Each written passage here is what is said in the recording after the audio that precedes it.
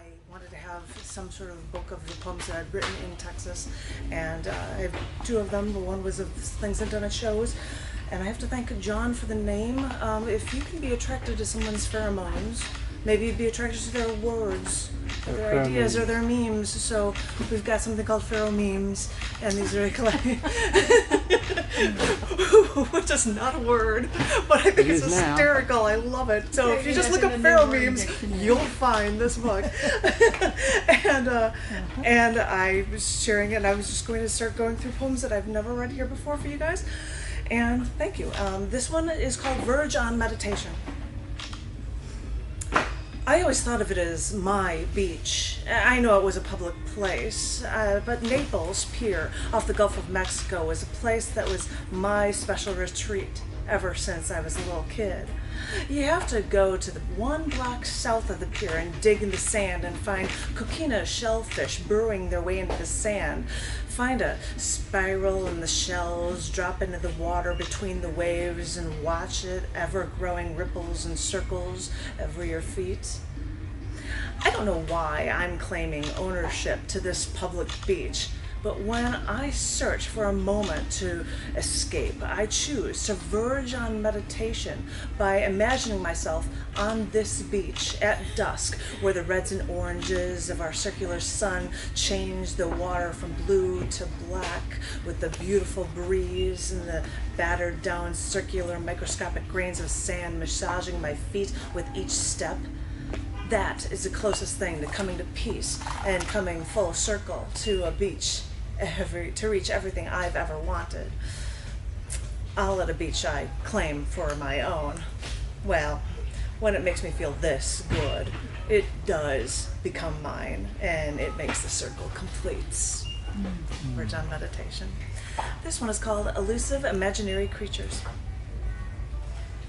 So I've got this friend, and she has this problem. They don't know if they should see a doctor. So my friend thinks her husband is cheating on her. What should she do? So I've got this friend who wants to kill their boss, but they don't want to get fired, and they don't know what to do. We've all heard these stories before, and we've probably all used the line before too, saying, "I've got this friend," when you're really talking about yourself. This elusive imaginary creature is from a line we've all used because we're too afraid to say that we've got a problem. We're too afraid to share. And think about it. What if this elusive imaginary creature was real and had all these problems we ascribe to get advice? Horrific job, cheating spouse, mounting debt, backstabbing friend, a lump under the skin. They'd be a basket case. So why do we do it? Why do we share our problems in the third person to get some assistance instead of asking for a hand? I know we all think we're tough as nails, that we've got it all under control. So maybe it's because we create this persona and don't want to shatter this image we've created to the rest of the world.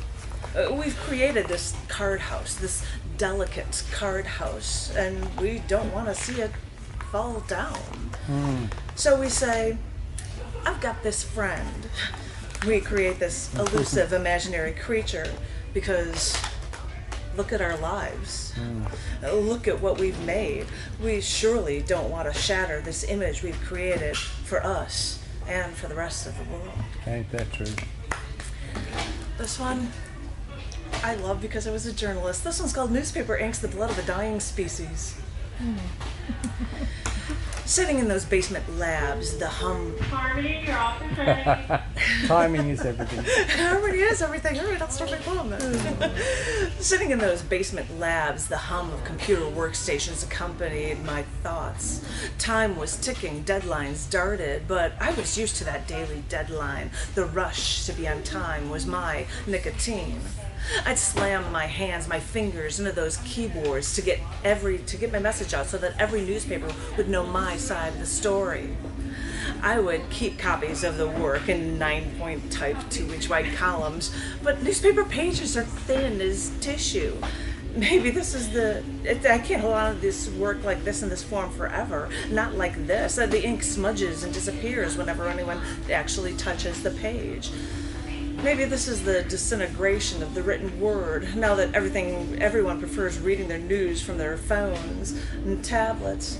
And besides, they want to read on their commute train to work. The newspaper ink might smudge into their crisp white shirts. Journalism is a dying art. Millennials think that using your smartphone and texting what everyone blurts out is news. So they post their nonsense out on every electronic medium they could find. Besides, with the prices they pay for their phones, and then the fact that they can now Google every question they have so they don't have to retain any information, texting and data better be free. And not like those newspapers, and not the tabloid ones, but the ones that you have to spread your arms out to read. You know, the cumbersome ones. Those are the ones that make you feel like you have something worth saving because it's something of value. This is what I love. I loved being able to make a statement on a printed page and then have it delivered to the town's front doors. I'd open up my front door, then look over my daily paper, just like the one delivered to every other front door, and open the page wide, and then read what's mine. Why bother remembering stories or the news when you can reference it in archives online, they say. Well, you may be right, and it may seem convenient, but it's inconvenient to search for the stories in the first place. And anyway, I still contend that it's better for your eyes and maybe your brain because you can retain information when it's printed on a page. I know, the newspaper is a dying species. It's a dying art. But the oils, the pigments that make the ink, they make our blood. Understand this. And if you ever grab a newspaper again, if any of that ink smudges into your fingers, well, rub it in.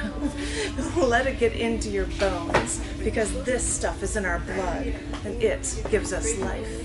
Yeah, hopefully, yeah. Yay, newspapers. Sorry, old school my newspapers.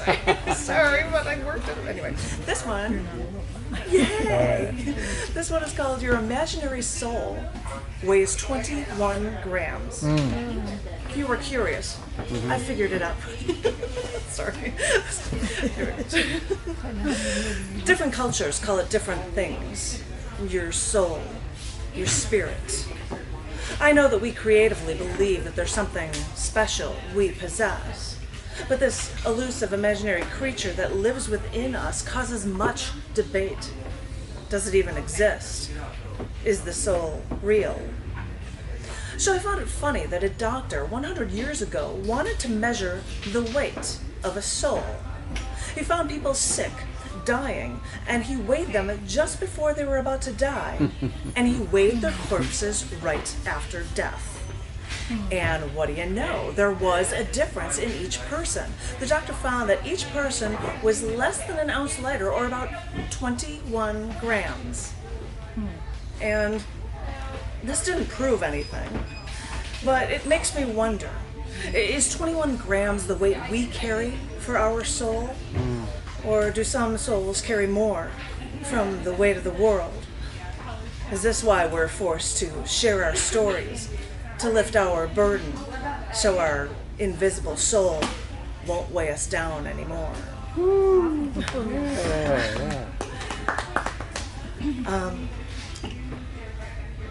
This one, I won't explain. This one's called The Truth Is Out There.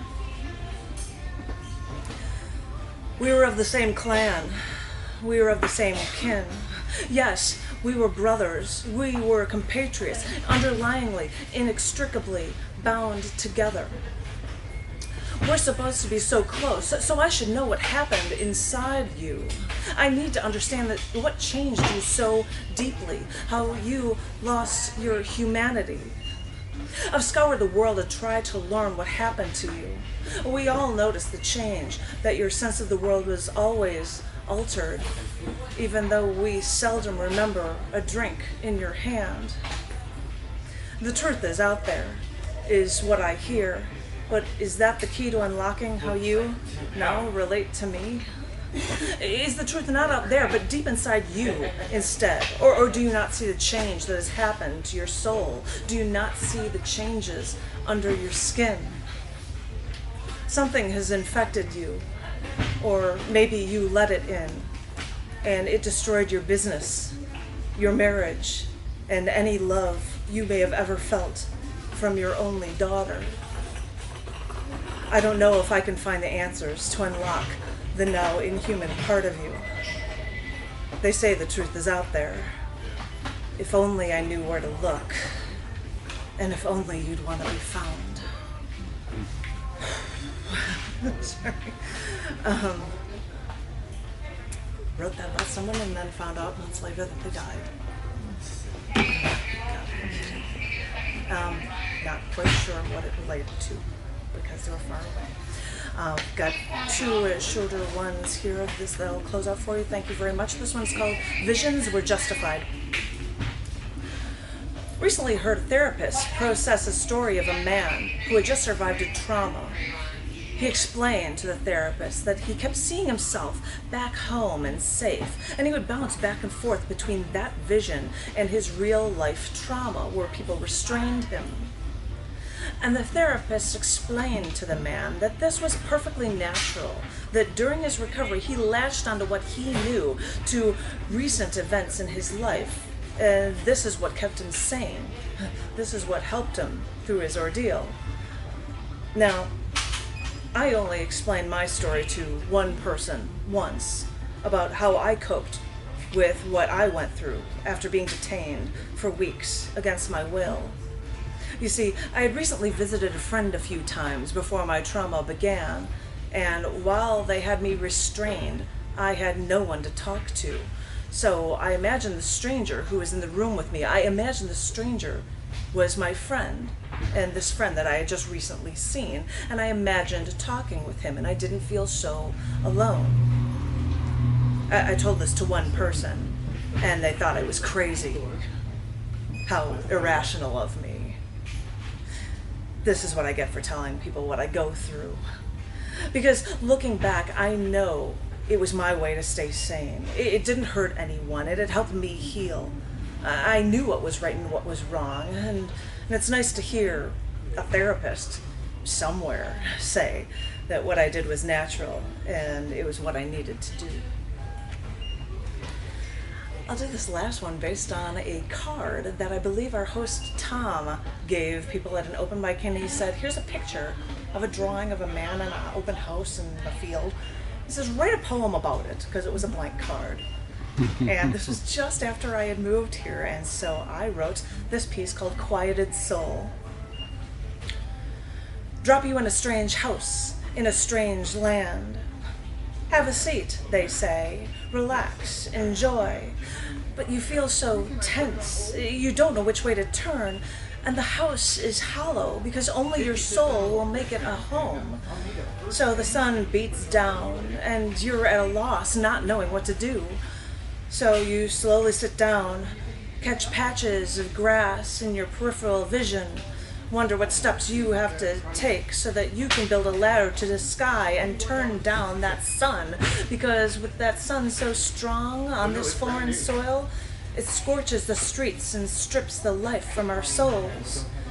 So, sit here stoically as the sun stares at this strange home. Search for ways to quench that quieted soul once more.